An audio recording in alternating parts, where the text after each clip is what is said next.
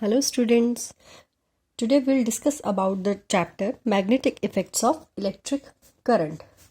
So before moving further into the chapter, first let us discuss about the properties of a magnet. So we have already discussed in our previous classes that properties of magnet, the first property of a magnet is that magnet has two poles.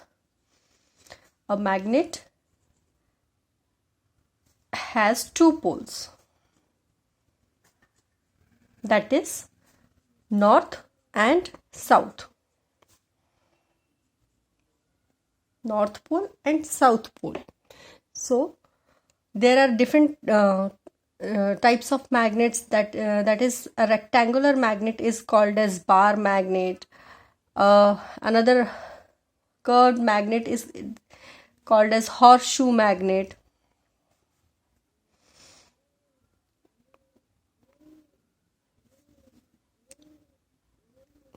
Then there are spherical magnet, there are ring magnet. So there are many shapes and size of a magnet.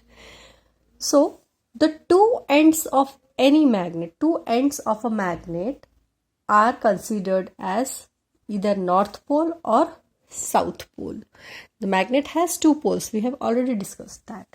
Then second property of a magnet is that the like pole repels each other. That is, when same pole are brought near each other. Suppose this is north pole, this is south pole, and if I keep another magnet near it, keeping north pole this side and south pole. So here the like poles are at they are facing each other, they are near to each other, so they will repel each other, they'll move away from each other. So, and if I keep the magnet in this position, suppose this is north pole, this is south pole, then again this is north pole and this is south pole.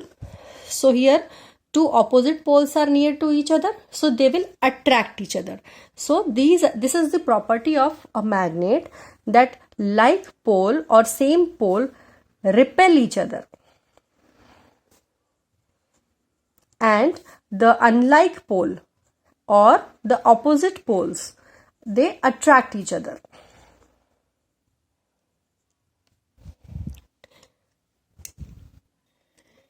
And the third property is, as we know that magnet can attract some metal towards it.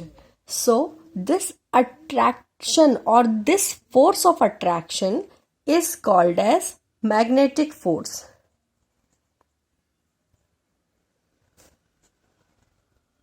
With which it attracts some metals like iron towards itself. So these are the three main properties of magnet. Next property is, when a magnet is freely suspended. If I just suspend a magnet with the help of a thread, so it is freely suspended. So freely suspended magnet always aligns itself in north and south direction. Always. So a freely suspended magnet always aligns itself in north and south direction. This means that Earth has two poles, north pole and south pole. So a freely suspended magnet always aligns itself as the north pole of the magnet is towards north pole of the earth and the south pole of the magnet is towards south pole of the earth. So magnet helps us to know the direction.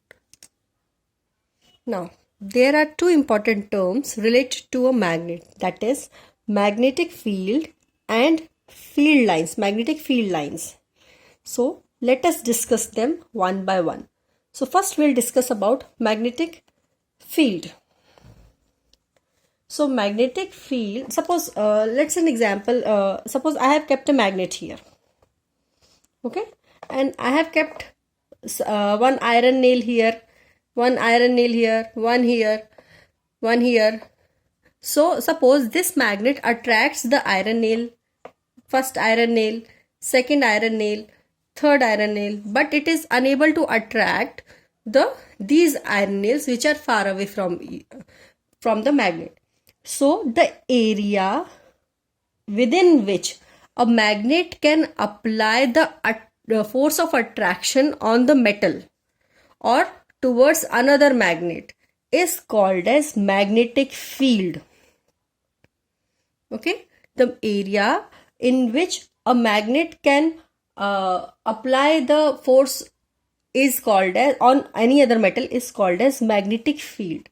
So this is out, these nails are out of the magnetic field of the particular magnet. Okay, so these are within the magnetic field, so it gets attracted towards the magnet. So magnetic field can be defined as the region surrounding a magnet in which force of the magnet can be detected. This is called as magnetic field. Next, coming to the term field lines. Suppose again if I take a magnet and if I spread iron fillings around the magnet, the small pieces of the iron, those are called as iron fillings.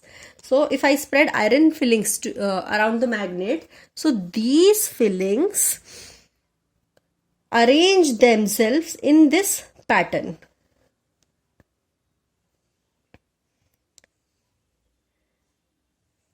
So this is nothing but this is called as field lines, or the lines which are arranged within the magnetic field. These are called as field lines. So field line is a quantity which has direction as well as magnitude. So it is a vector quantity. So field line is a vector quantity because it has direction as well as magnitude. These field lines always moves from north direction to south direction in a closed curve. Do remember this thing. The path of the field lines are always from north direction to south direction.